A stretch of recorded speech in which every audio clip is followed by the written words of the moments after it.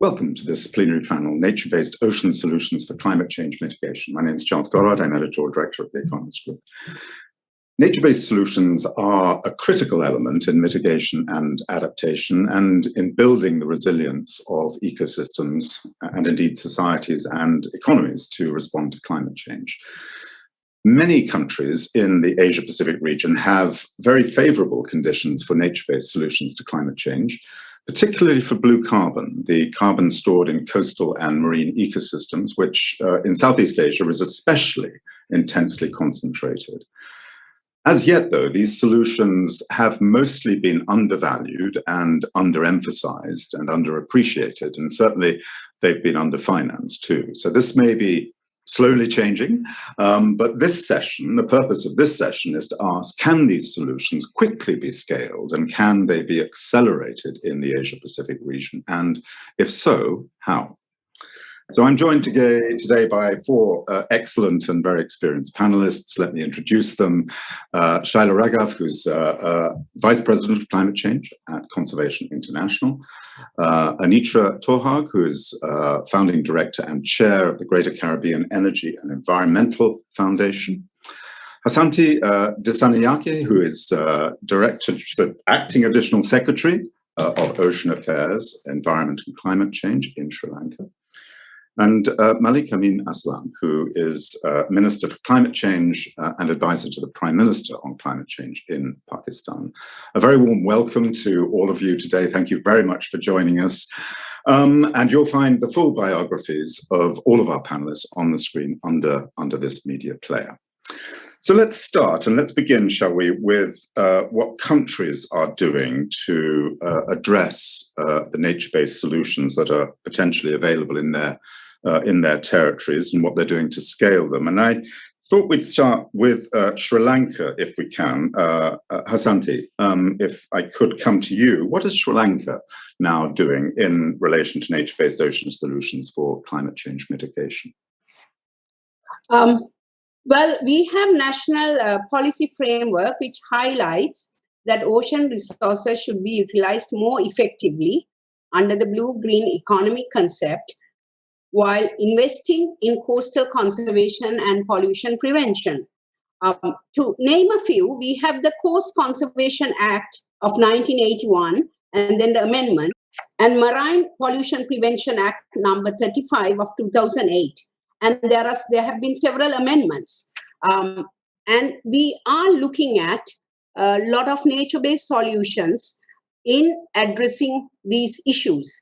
For instance, if you talk about mangroves, that is something that we have been focusing quite a lot since post-tsunami. We realized in a very bad way, we experienced it.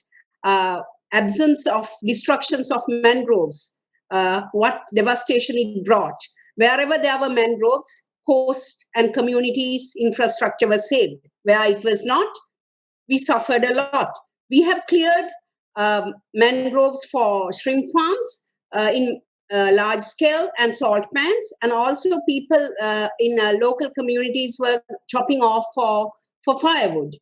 But after that, we went on to work on establishing a task force and expert group where we have ended up doing a mangrove national policy. About a couple of weeks ago, we already did the guidelines, and we also have a mangrove action plan. And Sri Lanka also heads the Commonwealth Blue Charter Action Group on mangroves, ecosystems and livelihoods. And with all those, we have now over 20,000 hectares gazetted for restoration.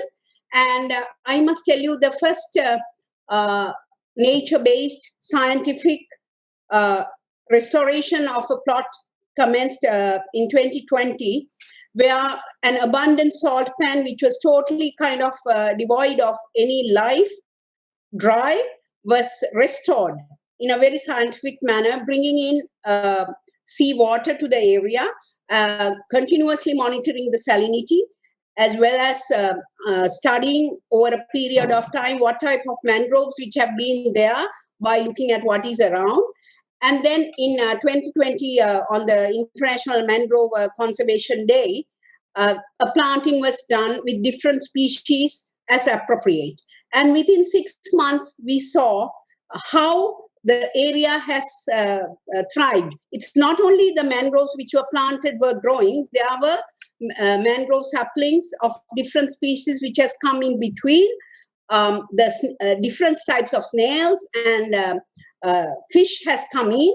So we saw by doing little bit of assistance, which was cutting some channels to bring in seawater in a particular way, plus monitoring the salinity and the species, and doing some very little replanting. And it was a massive success. Let me move to Malik and to Pakistan, if I can, Minister, and just ask you, what are Pakistan's plans in relation to blue carbon? Where is Pakistan at the moment? And what is the opportunity that is there in Pakistan to look at blue carbon? Thanks a lot, Charles, and good morning, everybody. Good afternoon, good evening. As far as blue carbon is concerned, Pakistan has a new entrant into this area, but we have a climate vision which is clearly focused on two areas. One is, a shift towards clean energy, and the other pillar is to invest and trust in nature. Over the last 5 years, we have been investing in nature. We have a 10 billion tree tsunami project, which is ongoing at the moment. We've got an expanding protected area coverage project. We are rapidly expanding our protected areas in Pakistan. And we have learned that, investing in nature always pays off. And the one area in which we have really got this lesson is the coastline of Pakistan. It's about 1,000 kilometers long. We've got about 5 large mangrove areas in this coastline. Today, Pakistan is the only country in the world where the mangrove cover is expanding. It is the only country with this expanding mangrove cover. And we are adding another billion mangrove saplings to this process through our 10 billion tree vision. Now, the main obstacle in this whole process is that what you said at the very start of it is that oceans are undervalued and they are underfinanced, and that is the problem that Pakistan is also facing.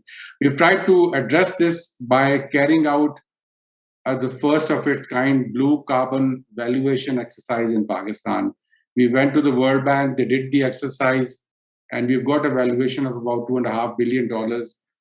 It's a new asset that has come forward in Pakistan, which is called blue carbon, which includes mangroves and the seagrasses and marshlands on the coastlands, which all sequester carbon. But the main challenge still remains is how do we finance it? We are trying to capitalize it through the issuance of a blue bond, but that is a work in progress. Pakistan is clearly trying to be on the cutting edge of this process. We have the asset in our hands, and we have an investment that we have made in this asset to save it for the future generations and for climate change. But at the same time, this bridge between how to get the value transformed into a capital form is still not there. I just returned from COP26. With all its failures, there are two things which did come out. One is that the signals were very clear that we are headed towards a decarbonized and nature-positive world. And I think we saw, private sector, multilaterals, all of them getting that signal and trying to, shift their sails for that future. And I think that is the future that we need to really focus on. And blue carbon has to be a really integral part of that future. Without oceans, as you rightly said, there is no solution to climate change. They're 70% of who we are, and they store the carbon, they regulate the climate, and this life on Earth itself.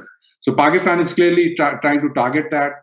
We have taken a number of steps in terms of investing in nature, in terms of valuation of nature. But the third big question remains, which is the capitalization of this natural asset. Thank you. Thank you very much, Minister. And we're going to come on to that question in a short while. I mean, just very briefly, how did the blue carbon valuation exercise have an impact? What kind of impact did that have on policymakers, particularly, and in particular in the process of trying to assess whether or not and how blue carbon would be put in a quantitative way into the NDCs that Pakistan is building? Well, I think it had a transformational impact. The valuation exercise had a transformational impact. We launched it at the World Environment Day, which we were hosting. The World Environment Day this year was also launching the Decade on Ecosystem Restoration. So this really plugged in very well with it. Our Prime Minister, who's really a green Prime Minister, was the one who launched it. So it got acknowledgement and acceptance from the highest level in government in Pakistan. It was also an eye-opener because it brought forward what was a hidden asset in Pakistan, which is the carbon sequestration potential of the ocean. We are at the moment in the process of trying to create the rules and framework for handling this new asset. But as I said, it brought forward the value. It re-endorsed the investment that we were doing in nature, and in fact, we saw it as a gift of that investment. We have been investing in nature since 2014, and we have learned through this process that when you invest in nature, it really pays you back, and it pays you back in ways that you have not calculated. For instance, in Pakistan, we got 500,000 jobs created when we started investing in nature. These were green jobs. We got a political dividend from investing in nature because we got 60% of our population is youth. They got aligned to our political party because we were investing in nature in a small province in 2014, and now we are in government in the federal government. Similarly, this new asset that has come up because we had invested in nature, because we had increased the mangrove cover over the last decade, and because we are still investing in nature. So I think it is important. It is a transformational as far as policy making is concerned. And as I said, it was an eye-opener for policymakers who were not wearing the climate change umbrella. So for finance and planning and economic affairs who were not aware of this asset, when we gave it a value and a number, it created a big stir. It's so fascinating to hear that story, and also wonderful to have Pakistan represented now at the World Ocean Summit, because we have rarely been able to, unfortunately, until this point, get Pakistan to the table. But so interesting to hear that, and particularly interesting to hear that there's a political dividend in this process, particularly with young people. And I guess that is heartening and perhaps not too surprising, but heartening as well. Can I come to Shyla, to you, to Conservation International and the work you're doing? Let's sort of take a slightly broader view of this now and just sort of ask, obviously, what are broadly countries now doing? Where is the blue carbon space at this moment, particularly nature-based solutions for climate? And in particular, what are the challenges in trying to scale? And we've just heard from Sri Lanka and we've heard from Pakistan. Obviously, there are quite a few programs going on, but in a sense, what we need to do is try and scale them. How difficult and what are the challenges of doing so? Thank you, Charles, and really lovely to be with you all and with all the distinguished panelists here today. So in terms of, I'll touch on maybe three main points. The first is really to reflect a bit on the journey that we've been on over the last few years on really trying to gain greater acceptance for nature-based solutions as kind of part of the broader climate conversation. In the last 5 years, we've really been in a position of struggling to even get nature mentioned or nature recognized as a credible climate solution. But I would really say that we've come a long way. And now, especially at COP26, I was also there, saw that there was really, I think, kind of a great momentum in terms of acceptance of natural climate solutions, in particular, not only for their mitigation and adaptation benefits, but also the additional values and benefits that they provide for biodiversity and livelihoods for communities. And of course, recognizing that principle among the value of nature is on coastal and marine ecosystems. We have some new research that was recently published that identified this concept of irrecoverable carbon. So ecosystems that store so much carbon that that carbon cannot be recovered or restored on any human relevant timescale. And primary among those irrecoverable carbon ecosystems are peatlands, mangroves, coastal wetlands, and we're able to now map these places with precision. But now that we've really reached this point of awareness, it's really a matter of how do you translate or turn this awareness into action. And the reality is that natural ecosystems are worth more dead than alive. It's more profitable. It's still more valuable to cut down a forest or to drain peatlands, or it is to develop a coastal mangrove region. And so a lot of what we've been trying to do is to try to flip the economic script. How do you create the not only be able to with precision value natural ecosystems, but then be able to monetize and create some sort of mechanism for financing the protection or restoration of those ecosystems. And a big part of that is through carbon markets, which of course monetizes and values the carbon storage or sequestration potential of natural ecosystems. So Conservation International has been really working on trying to streamline, fast track, and really accelerate the investment into carbon markets and in the inclusion of nature into carbon markets, and to be able to create a stronger basis for their valuation and their conservation.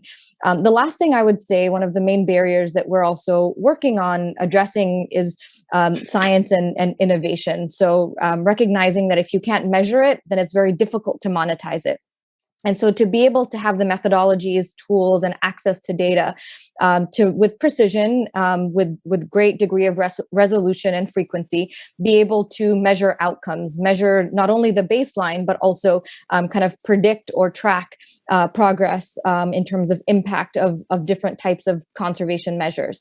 And doing so could very much facilitate the generation of financing to then pay for those outcomes.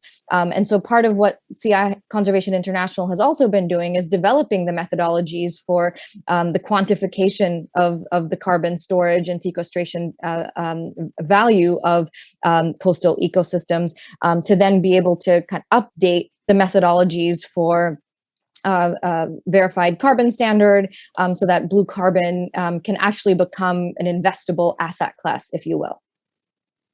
I really want to come on to that whole question of how you've helped build awareness, particularly in the financing communities, of the need for blue carbon, and also the carbon markets that are out there, building nature into the carbon markets. But before I do, I mean, I just briefly, your thought about why it's been so difficult to, have nature-based solutions in a way. Why have they been so undervalued as a credible solution to climate change? What has been mainly the reason for that, do you feel?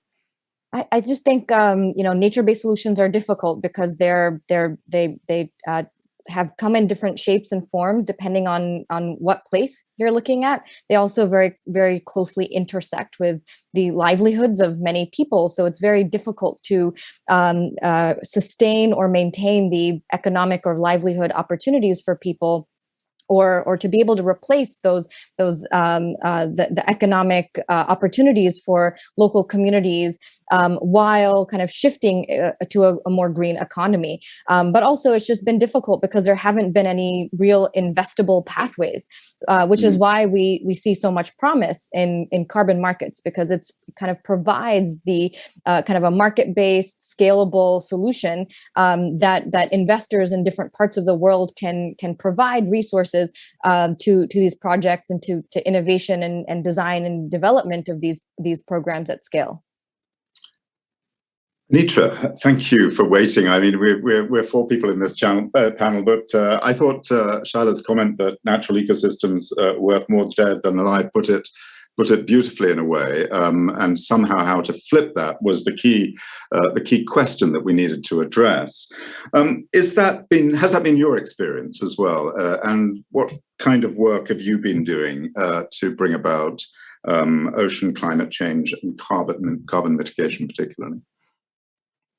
No, I don't think the general people think that that these ecosystems are worth more dead than alive, although the land under them clearly is the interface between the sea and the land. And many people want to be right at that interface because they have some commercial reason to be there, such as a port, such as marinas, such as buildings like high rises in Abu Dhabi who want to gaze out across the sea.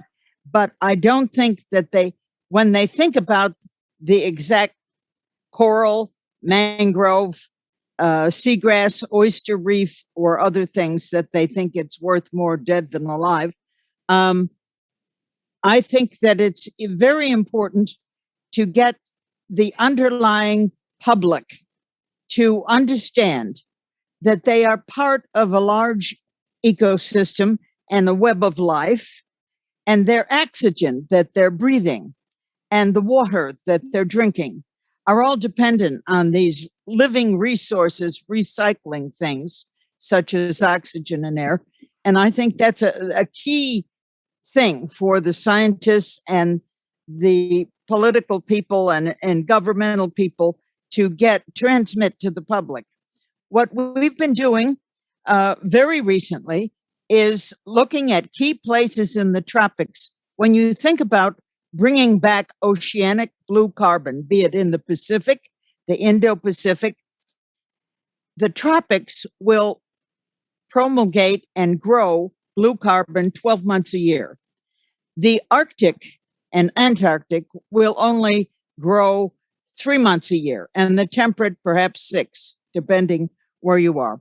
So it's important to look at the key spaces in the tropical world, which Southeast Asia or Sri Lanka and in southern India are perfect examples of. So we've been pulling together the vast literature of where the mangroves, where the coral reefs, where the seagrass are most damaged in the tropics, and then holding workshops, which we've held for over 30 years with the Greater Caribbean, to teach scientists and people in government how to do these techniques and the best practices of the techniques, and putting together documents where they could read them and understand them.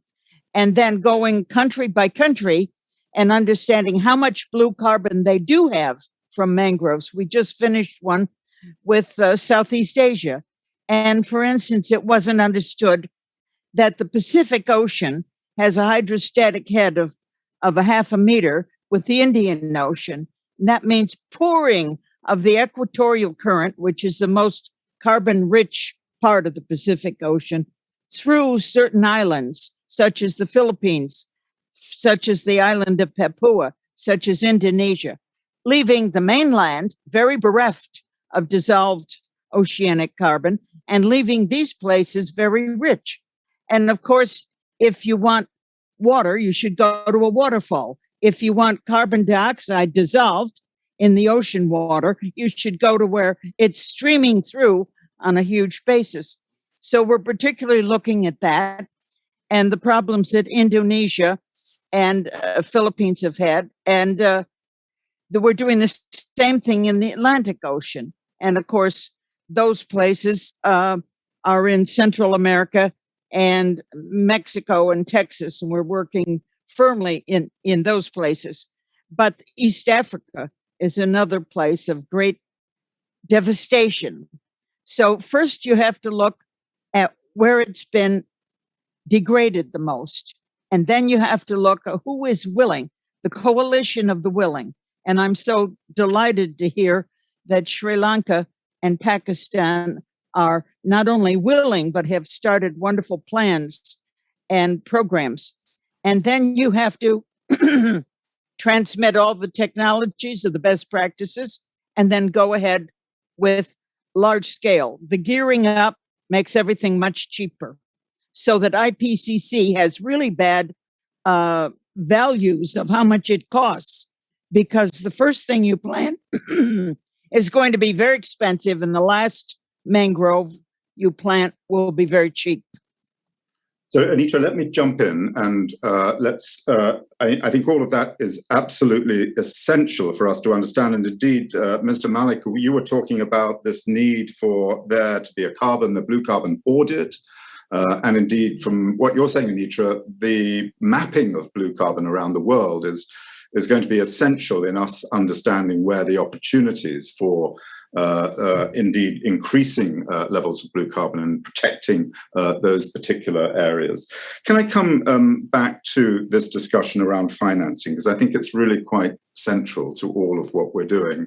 And if I could just come to Hasanthi, in Sri Lanka, you mentioned that clearly there are some interesting pilot projects going on in Sri Lanka at this point in time. And I wanted to firstly ask you, what is the ambition that you have now for blue carbon? Because that's something I wanted to ask you earlier. But then how are you beginning to put together, at least from the government's perspective, a framework for financing the blue carbon, the sort of improvement of blue carbon and the further sequestration of blue carbon in Sri Lanka?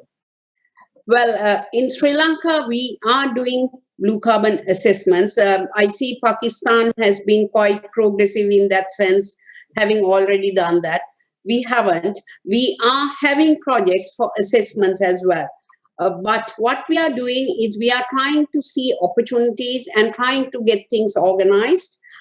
We are also working on, we've just started planning for marine spatial planning, which will then look at, because we got a coast of about 1,400 kilometers, and we've got a lot of resources, high biodiversity on land and on sea.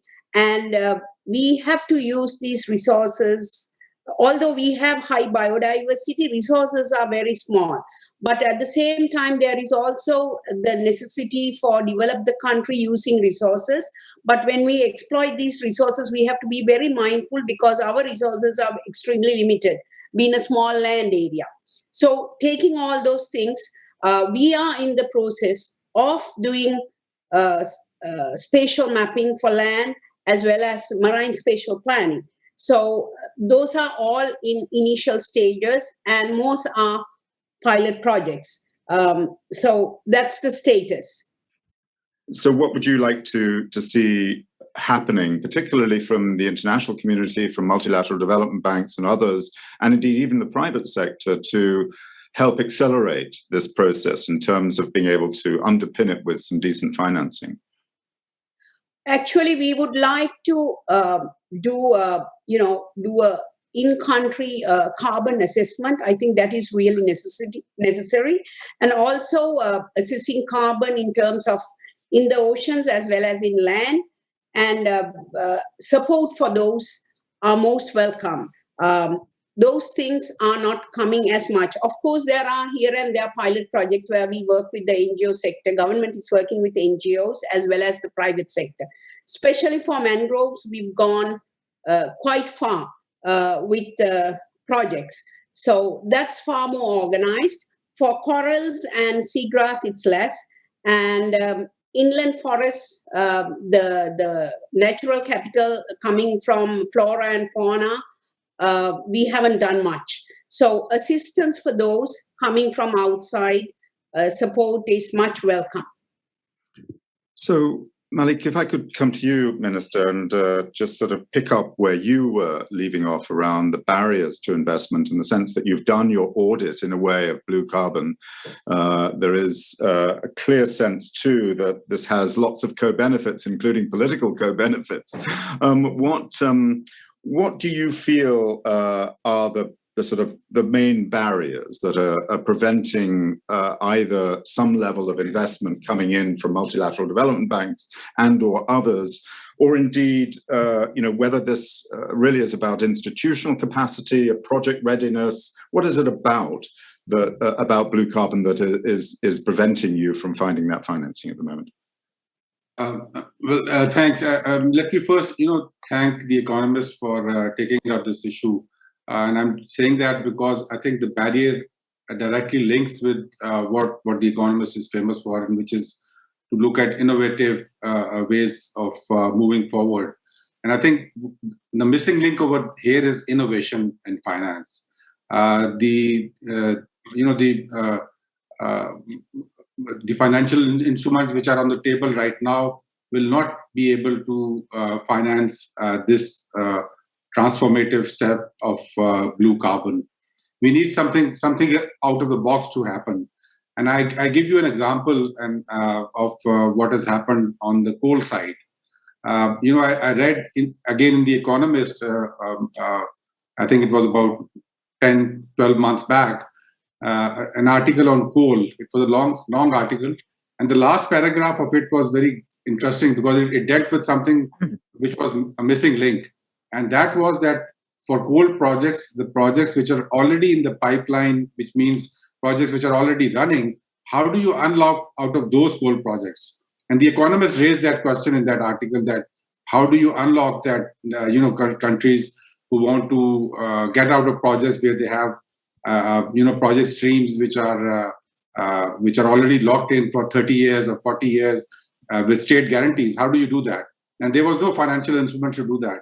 But in COP26, we got that financial instrument. Asian Development Bank moved into that gap, and they announced what was called the Energy Transition Mechanism. This is a mechanism which is specifically focused on that question of helping countries who want to unlock out of existing coal projects. So they will be transitioning, and Pakistan is one of the countries, one of the 3 countries which has actually signed up and is going to be piloting that exercise. But why I raised this example was that we are having the same sort of problem on financing of blue carbon at the moment. Pakistan has put forward 2 or 3 really innovative solutions to that. First one is called a nature performance bond. Now, what that you see, what we've done on one side is that we've measured the carbon, we have valued the carbon, and the third step is how do we monetize it, and that's where the gap is. So to answer that question, we have given 2-3 very good proposals, and I found that at COP26 again there was a lot of momentum to them. The first is called a nature performance bond. What that is going to do is to link debt reduction or debt relaxation with nature performance. And it is easy and more quantifiable and more transparent and more credible to do it with ocean carbon, because with ocean carbon, it is, if you have a carbon asset, it is easy to protect it because the human intervention is very limited over there. So that is one instrument that we have proposed. The other one is another instrument which is on the sidelines. It is called, the IMF is involved in that. And they are looking at these special drawing rights for countries. And 60% of these special drawing rights are at the moment unutilized. And they can be transferred to developing countries. And they're trying to do it through a climate change window. So these SDRs are going to be transferred to developing countries only if they can show and transparently prove that they are investing it in climate change efforts. Again, I think that is a window which can clearly be used for blue carbon assets, because again, blue assets are easy to monetize, they are easy to value, and they're easy to protect if you have the money to do that. Can I just pick up from there then, Minister, and ask Shyla that same question, because I want to really unpick what you'd been saying right at the very beginning. And one of the challenges there is quite clearly lots of barriers to investment, but the sense also that potentially, nature-based carbon solutions, nature-based ocean solutions are they competitive with other mitigation options out there? And you mentioned the co-benefits that were out there as being essential to understanding the other benefits of nature-based solutions. What is it that really is at the heart of that? How do you use those other co-benefits as ways of persuading investors that this is the right thing to do? Absolutely. So I think being able to measure, to be able to actually validate those outcomes and be able to quantify what those social benefits actually mean in terms of jobs, in terms of economic value or output, or other types of social benefits, whether it's soft goals or whether it's skills or institutional capacity building that's been able to be supported by these projects. What we're doing now is to be able to really raise the bar in carbon markets so that there's this sense of, or at least a race to the top for high quality carbon credits that not only provide mitigation outcomes, but also are able to validate or authenticate outcomes on biodiversity and also social in the social space. But I mean, looking, taking zooming out a bit in terms of what the extent of the challenge, the amount of financing that's going into the destruction of nature, including coastal ecosystems, is 40 times higher than conservation finance. So it really is important that we work on both sides of the equation, that we deploy innovation and more precision to be able to build these tools out so that they can reach scale, but also redirect financing that might be going towards subsidies for destructive activities to be able to fund a more regenerative economy, such as blue carbon, whether it's the capacity building, the readiness, or even the funding that will go or provide the revenue to be able to scale these programs. So Minister Malik mentioned a number of other innovative mechanisms. I mean, beyond sort of the blue carbon credits and the blue carbon market, or carbon markets in general out there. In addition, nature performance bonds and other mechanisms that could be used. I mean, how quickly are those innovations evolving in your perspective, and what does need to be done? How does the private sector get enthusiastic about this, and what is the return on investments to the private sector? Yeah, so I think the private sector plays a really key role in not only investing in these projects, but also investing in the architecture in terms of the markets, in terms of providing upfront funding to develop and design these projects. Public-private partnerships have been really critical and transformative in this space.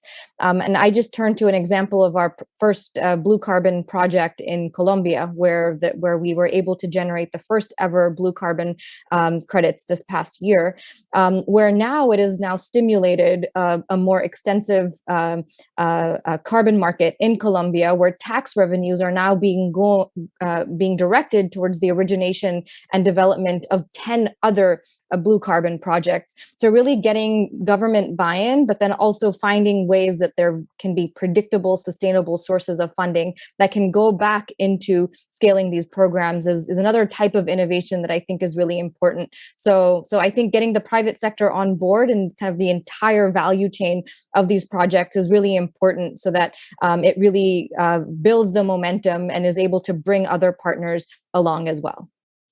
Anitra, I mean, I just wanted to ask you, and we've only got a couple of minutes left, but if briefly I could just pick up on that point, how important is it in the work that you've been doing that you feel that A, financing is critical to moving it forward, but B, that the private sector also has a role in joining that financing, and innovation in particular, innovation in financial products is essential if you're going to get money and capital moving into blue carbon?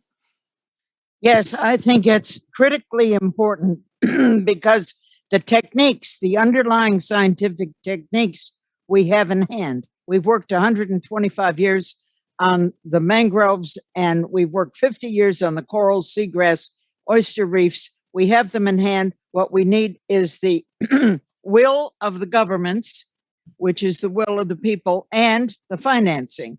And I think you're not going to do this without the private financing. There are many, many private financial areas where, for instance, petroleum, gas and oil companies or transportation companies have a patchwork quilt of where they are now spending money that they say is climate money. This should all be diverted to a large plan to rapidly bring back the most important key places where things could rapidly go toward climate lowering of the temperature and not be just scattered around in a patchwork of mitigation projects. The United States, Canada, many other countries have done patchwork and it doesn't add up into anything. It has to be a focused vector moving toward the key spots and the key places also for employment, more fish to eat, better shoreline stability, and the other things which biodiversity, which are side and collateral benefits coming free of charge when you do your basic investment. The IPCC has the costs entirely wrong, and I think they do a great disservice to the field of blue carbon by saying that the costs are so very high. They aren't. When you do this in large scale, the costs come way down. And when you train a mixture of volunteers and local unskilled people, as Minister Malik talked about with his youth, that's a very, very creative way of getting the citizens involved, bring in the youth who are totally capable of doing this kind of thing. So I think the large companies and the large foundations all have to be drawn into this and say, this could be something extremely useful. What you're doing now is just a patchwork quilt and will never turn out to be temperature lowering to the whole world.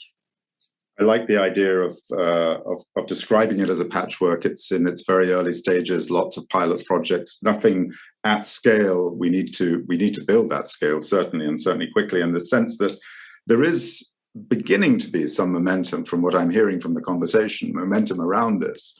An audit would be a very important thing to do, it strikes me, and Pakistan and Sri Lanka now do appear to be both looking at that question. Without the audit, without knowing how much can be sequestered, how much carbon dioxide can be sequestered, and what is possible, then the opportunities don't necessarily present themselves. And innovation in financing, somehow we have to get beyond the hurdles that we've got there in financing and move this forward much more quickly than has been moved before.